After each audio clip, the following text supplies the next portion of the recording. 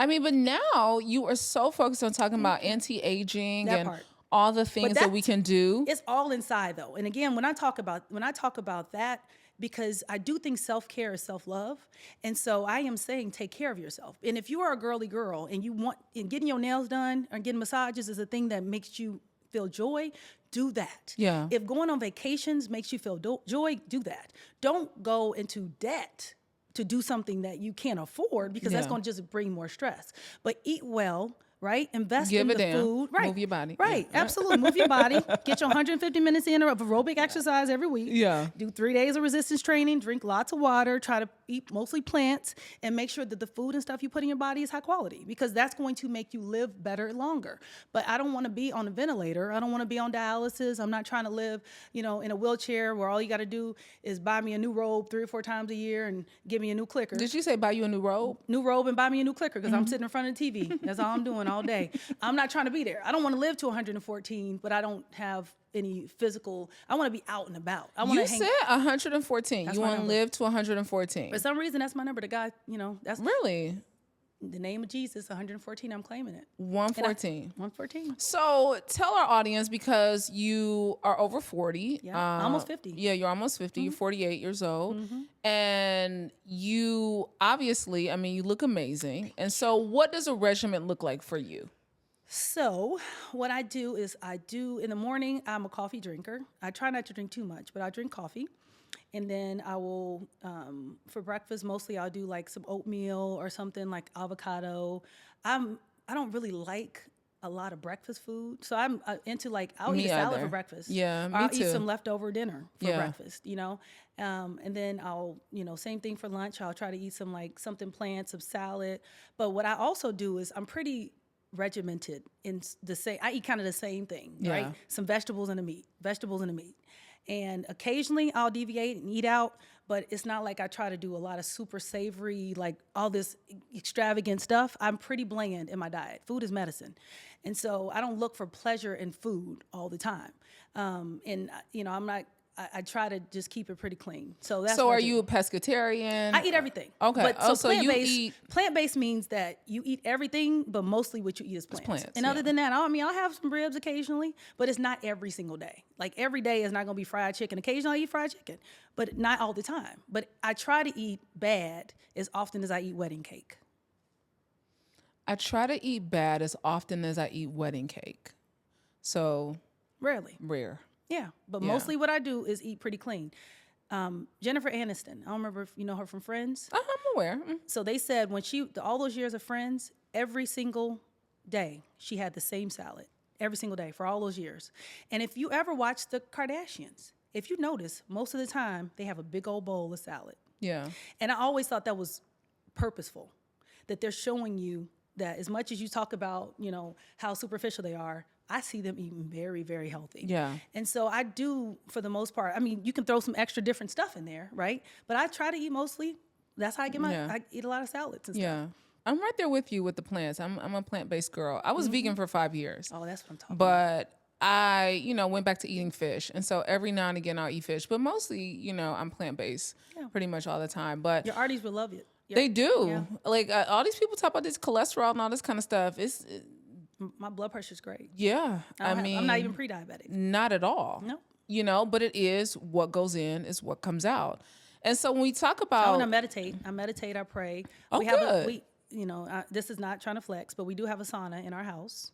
And You so said I it go was in- not trying to flex. It's not, but I'm just being honest. I do go in the sauna. Oh, I'm with you. Sauna's good for you. And so if you don't go into the sauna, if you don't have one at your house, then again, I feel like that was really. It's not. No, it's not. I promise. Okay, cut that I out. promise. You're not the only person who's come over here that has a sauna. But at the gym, that's one thing to do. Go into the steam and the sauna. That's really good for you.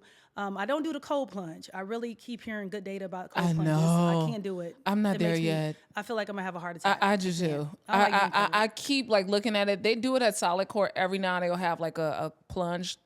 No, I'm not. They be like, "Who's gonna go out and do?" Not me. Not the kid. No. No. I almost did. I almost went on this retreat, this kind of wellness retreat.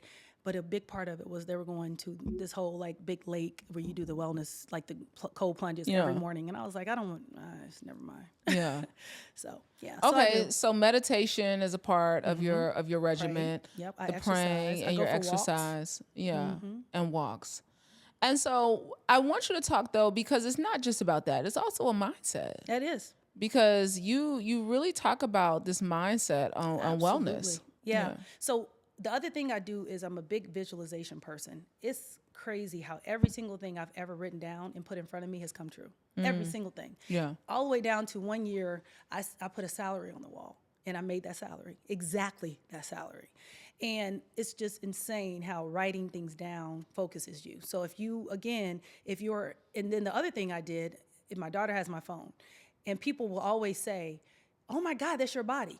So 5 years ago, I took a picture of Sierra and she was standing up and Russell Wilson was like looking at her from a distance. So you see him in the distance, but you see her body. And I cut her head off. So you don't see her head, but you just see the body. And now on my phone, people are always like, oh my God, is that you? It took 5 years, but my body morphed into that's what I wanted. Yeah. And I started to be very intentional, even unintentionally intentional about the changes that I was making to get my body there. And so now that's what I'm saying. So you have to be intentional too with visualization. So around you, you got to have pictures. You got to, on your phone, your screensaver should be things that you want to achieve. Writing things down. In my cabinets, when you open my cabinets up, there's all these things that I have. I do all these meditations. I do these affirmations. I do all that. And whenever somebody is like really negative, if I can, because sometimes it's a family member, and so I have to minimize my exposure to them, but I do my best to minimize people around me who don't speak like affirmations or positivity into like what like whatever it is. I've said some really big things that I want to achieve, and it's just crazy that they were like, oh, you can't do that. No, you can't do that. Yeah. Because that's what people are doing when they're saying what you can't do. They're in their head figuring out what they aren't capable of. Yeah. And they're extrapolating it on you. So I started to eliminate those people. And then the things that, I want to come true have come true. What are you looking forward to in this season of your life? Oh, man, my kids, man. So now at this point, I feel like it's all like butter. It's all We got bonus. a future college student sitting here with us today. Yeah, no, my daughter. Yeah, so she's a she's sophomore. almost there. Yeah. Yep, my sophomore daughter. My son is a freshman, and my little one is in 5th grade.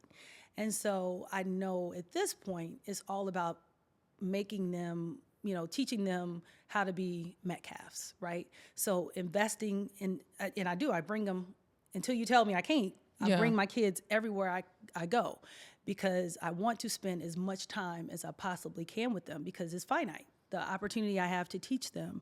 Because at some point I got my foot in their back, because they have to get the hell up out of this, this nest. This ain't your home. This is a nest. This is temporary, fly birdie.